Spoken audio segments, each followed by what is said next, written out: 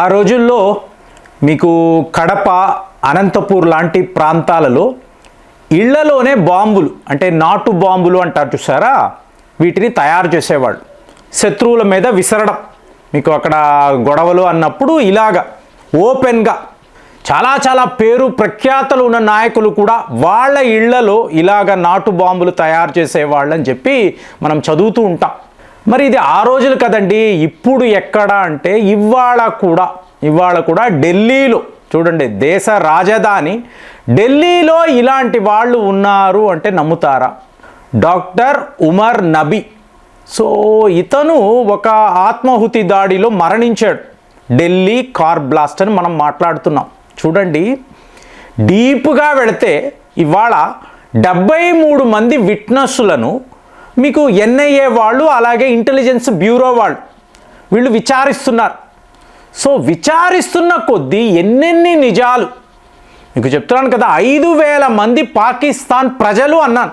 చాలామంది మిత్రులు ప్రజలు కాదండి, వీళ్ళందరూ తీవ్రవాదులే అని చెప్తున్నారు. ఎందుకంటే శత్రు దేశం నుంచి పని కట్టుకొని వచ్చి ఇక్కడ ఉంటున్నారు కదా. సో అలా చూసినప్పుడు మీకు ఈ మూలాలంతా, ఇప్పుడు ఒక వ్యక్తి ఒక బాంబు తయారు చేయాలి అంటే దానికి మీకు పరిజ్ఞానం ఉండాలి కదండి, మీకు నాలెడ్జ్ ఉండాలి. ఇది ఎలా తయారు చేయాలి అన్నప్పుడు ఇక్కడే నెట్వర్క్. సో ఈ డాక్టర్ ఉమర్ నబీ అనే వ్యక్తి తన ఇంటిలో ఒక చిన్నపాటి ల్యాబ్ తయారు చేసుకున్నాడు. అంటే ఇతను ఎవరితోనూ మాట్లాడడు, ఇతన్ని కలవడానికి ఎవరూ రారు. మీకు అక్కడ యూనివర్సిటీ నుంచి నేరుగా ఇంటికి వచ్చాక నేరుగా తన గదిలోకి వెళ్ళిపోతాడు అని అతని కుటుంబ సభ్యులు చెప్తున్నారు. అంటే అతని మైండ్ సెట్ చాలా దారుణంగా ఉంది. ఎవరిని ఆ గదిలోకి రానివ్వడు. ఎందుకు? లోపల ఈ బాంబులు తయారు చేయడానికి కావలసిన టెక్నాలజీ ఉంది, పరికరాలు, మెటీరియల్. చూడండి, ఒక డాక్టర్ ఇవాళ MBBS అంటే అర్థం ఏంటండి? Master in bomb blast and suicide. So ఇది కొత్త మీకు మీనింగ్ వీళ్ళు చెప్తున్నారు. సో పరిస్థితి చాలా దారుణం. మరి ఈ బాంబు తయారు చేయడం ఇతనికి ఎవరు నేర్పించారు? ఈ ట్రైనింగ్ ఎవరిచ్చారు? ఆలోచించాలి కదా. ఇవాళ కొత్త మాడ్యూల్ ఏంటండి?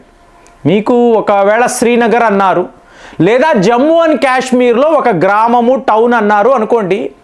మీకు ఈ వీధుల్లో ఈ కుర్రాళ్ళు తిరుగుతూ ఉంటారు. వీళ్ళు గ్రూపులుగా ఎక్కడెక్కడో మాట్లాడుతూ ఉంటారు.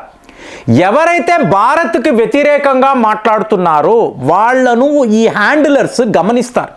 కీన్గా గమనించి ఈ వ్యక్తి ఎక్కడ ఉన్నాడు, వీడు ఏం చేస్తూ ఉంటాడు, వీటిని అంతా కూడా వీళ్ళు పూర్తిగా అబ్జర్వ్ చేసి వాడికి బ్రెయిన్ వాష్ చేస్తారు.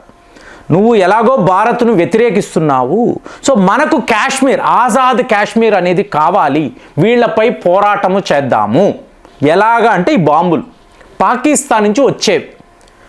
ఇదంతా మనము టోటల్గా క్రాక్ డౌన్ చేసాం. ఇవాళ అలాంటి వాళ్ళు ఎవరూ కూడా జమ్మూ అండ్ కాశ్మీర్లో లేకుండా చేసాం. సో నెక్స్ట్ లెవెల్ ఏమిటి? ఇంతకు ముందు ఎటువంటి నేర చరిత్ర లేనివాళ్ళు, అసలు పాకిస్తాన్తో ఎటువంటి కనెక్షను లేనివాళ్ళు, వీళ్ళలో మీకు ఉన్నత ఉద్యోగాలు చేసేవాడు, గవర్నమెంట్ ఉద్యోగులు ఉంటారు, ఇలాంటి డాక్టర్లు ఉంటారు, ఇంజనీర్లు ఉంటారు, వ్యాపారులు, వీళ్ళందరినీ కూడా ఈ భారత్ మనకు వ్యతిరేకంగా ఎన్ని పనులు చేస్తున్నారు, సో వాళ్ళ మీద పగ తీర్చుకోవాలి ఇలాగా. కాబట్టి ఖచ్చితంగా ఒక IB అన్నారు అనుకోండి, వాళ్ళకి ఆలోచనే రాదు. మీకు ఒక క్లినిక్ నిర్వహిస్తున్న డాక్టరు, ఒక యూనివర్సిటీలో ఉద్యోగము చేస్తున్న ఒక ప్రొఫెసర్, వీళ్ళు తీవ్రవాదులు అన్న ఆలోచన ఎవరికీ రాదండి.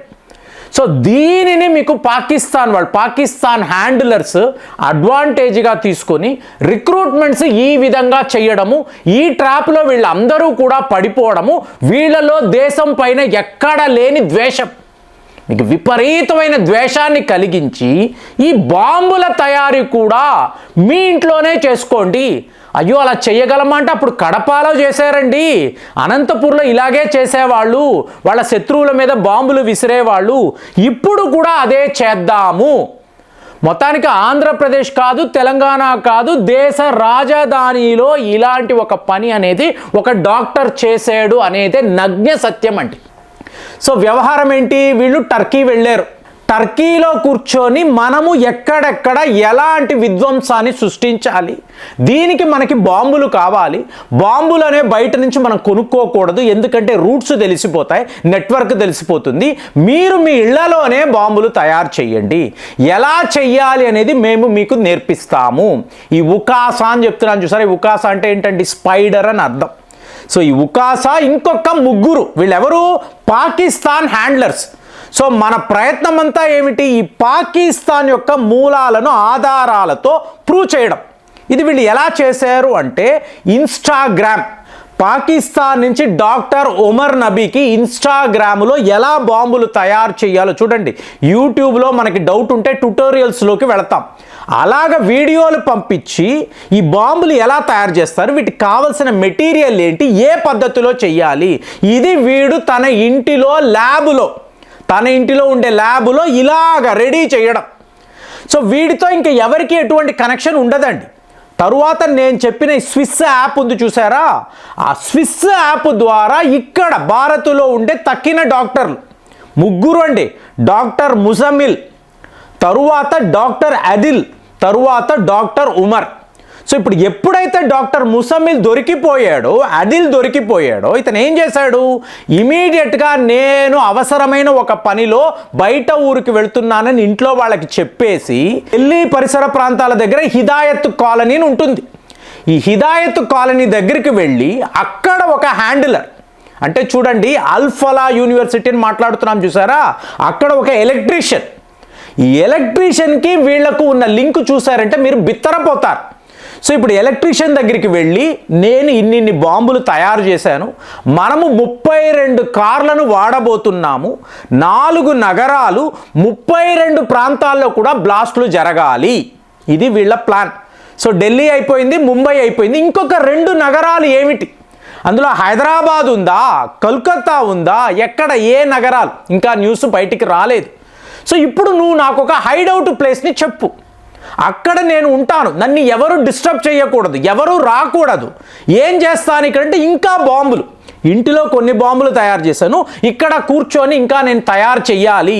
దేశం అంతా కూడా ఈ విధ్వంసం అనేది జరగాలి అంటే ఆ ఎలక్ట్రీషియన్ ఒక స్లమ్ ఏరియాని ఎంచుకొని లోపలికి వెళితే మాత్రం పూర్తిగా మంచి ఇంటర్నెట్ కనెక్షన్, ఇతనికి కావలసిన ఫుడ్ డ్రింక్స్ ఏమేమి కావాలో సర్వము ఏర్పాటు చేసి చేసుకో నాయనా, ఎన్ని బాంబులు తయారు చేస్తావో చేసుకొని చెప్పి ఈ ఎలక్ట్రీషియన్ సహాయం చేశాడు. 10 రోజుల పాటు ఇదే పనిలో ఉన్నాడు.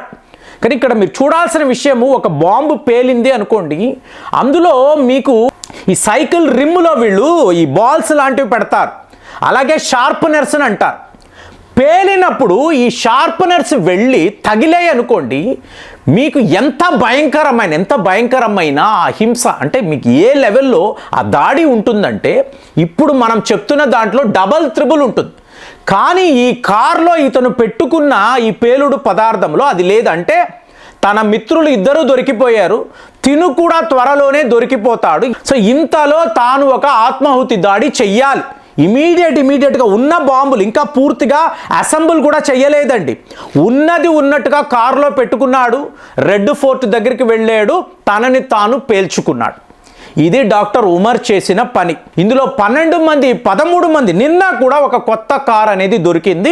ఇతను డాక్టర్ ఉమర్ యొక్క క్లోజ్ ఫ్రెండ్, ఇతను కూడా ఒక డాక్టర్. చూడండి, సో వీళ్ళందరూ ఏంటంటే తమ కార్లలో ఈ పేలుడు పదార్థాలు పెట్టుకోవడము, ఎక్కడైతే వీళ్ళు డిసైడ్ చేసుకున్నారో పలానా ప్రాంతంలో ఈ పేలుడు జరగాలి, సో అనుకోవడము, అక్కడికి వెళ్ళడము, వీళ్ళని పేల్చుకోవడము, ఇది వీళ్ళ మోడస్ ఆపరెండి. ఇలాగా దేశంలో ఎంతెంతమంది డాక్టర్లు వాళ్ళ ఇళ్లలోనే బాంబులు తయారు చేస్తున్నారు. ఈ ఆలోచనే మనకు తెలియని ఒక భయాన్ని క్రియేట్ చేస్తుంది. మరి మీరు చెప్పండి, ఇలాంటి డాక్టర్లను సృష్టించడానికా ఎంబీబీఎస్ లాంటి మనం సర్టిఫికేషన్స్ ఇస్తున్నాము? సో మీరు ఉన్నత చదువులు చదువుకున్నారు, వైట్ కాలర్ జాబ్, మీరు బాధ్యతగా ఉండండి అని ఎందుకు చెప్తున్నాం?